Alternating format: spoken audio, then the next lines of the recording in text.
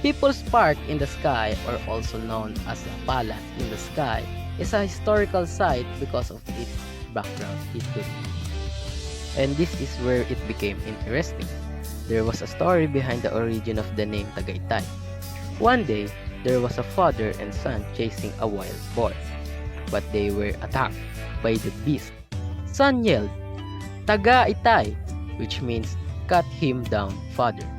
And this was heard by the residents and it was later called Tagaytay.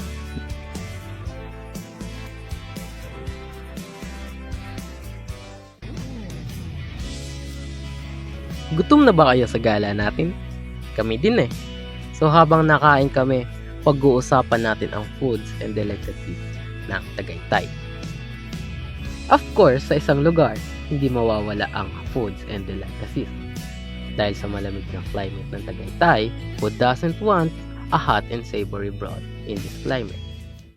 This is where bulalo comes in. People argue where bulalo really came from. But bulalo is perfect in Tagaytay because of its cold climate. Bulalo comes with a savory broth, a bone marrow, and vegetables. Second on our list is kansi. Ito naman ay ibang version ng bulalo. So now guys, we're going to hit the road and harap na! Harap na!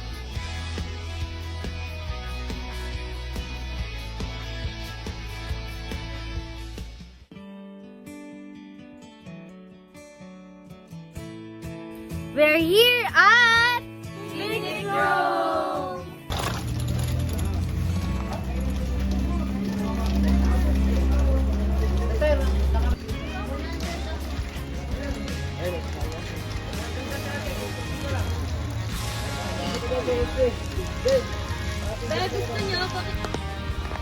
We're riding a horse.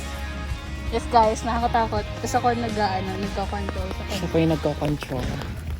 Yes. Super sarap sumakay ng horse. Yeah, super. Punta mo sa loob. Di man lang kami natatakot. Di man lang kami natatakot. Ang takot. Yeah. Nakakatakot siya kanina. But Yes. right now, it's not.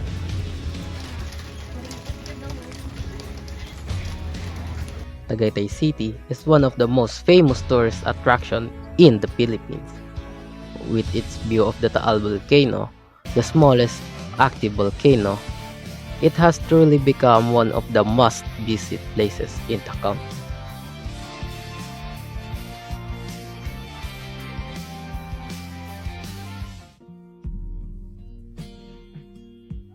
Here in the Philippines, Catholic churches are all over the country because of our history. Tagaytay has also Catholic historic churches. So we're going to show you the two churches located in Tagaytay. The first will be the Pink Sisters Convent and Chapel. The Pink Sisters arrived in the Philippines on November 25, 1923. The second on our list will be the Our Lady of Lourdes Parish. The devotion to Our Lady of Lourdes in Tagaytay City began when the Capuchins acquired a piece of land in the Tagaytay City, Cavite in October 1938 that would serve initially as their rest house, seeing the spiritual need of the faithful in Tagaytay. They opened an oratory dedicated to Our Lady of Lourdes. Upon the suggestion of Archbishop of Manila, the Capuchins established a parish dedicated to Our Lady of Lourdes. May one thing kaming napansin while gala-gala here. More on their culture. Well, wala namang pinagkaiba sa culture ng karamihan Pilipino. They speak Filipino, mostly of them. They are religious and family-oriented. The people here are very warm. They are very welcoming people, especially to tourists, and we think that is in another factor. That's why Tagaytay became the famous and a lot of tourists. To complete our gala, of course, hindi mawawala sa isang province ang festivals. Hindi na naiba dito ang Tagaytay. Tagaytay celebrated Pilipinyahan Festival, celebrated every first week of May. It is to showcase their bountiful harvest of pineapple.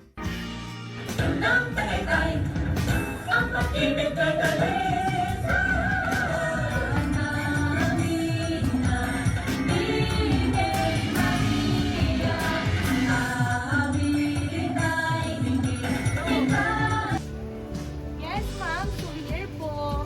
Wallet, ma'am. 5 for 100 lang. Baka gusto niyo rin ng mga t-shirts sa loob. Marami po tayo.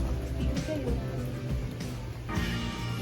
So, ang binili ko po is isang box ng hopya and bukayo na may maneden, tarts, and pulburon. Yes. Ang sa akin naman is mga pasalubong lang. And isang magnet. Ang pag-ibig ay dalis